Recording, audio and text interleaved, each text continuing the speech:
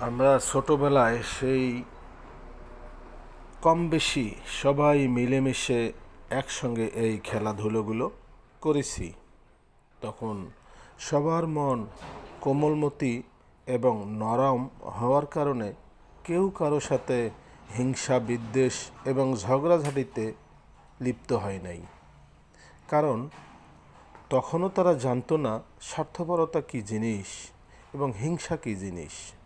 এজন্যই বুঝি তারা মনের মাধুরী মিশিয়ে নিজ নিজ পরিবার ও সমাজের যে রেওয়াজগুলি এবং প্রথাগুলি আছে তারা সেগুলো তাদের মতো করে এই পুতুলের মাধ্যমেই উপস্থাপন করার চেষ্টা করে, যা তারা কাছের যে মানুষগুলো মা বাবা ভাই বোন আত্মীয় স্বজনের কাছ থেকে তারা যেটুকু দেখেছে এবং বুঝেছে। এই কাজগুলো করতে করতে হঠাৎ করে এক সময় তার মা বাবা অথবা ভাই বোন কিংবা দাদা দাদি এসে ডাক দিয়ে বসে, ময়না কই গেলি, আসো তোমাকে গোসল দিয়ে খেতে হবে।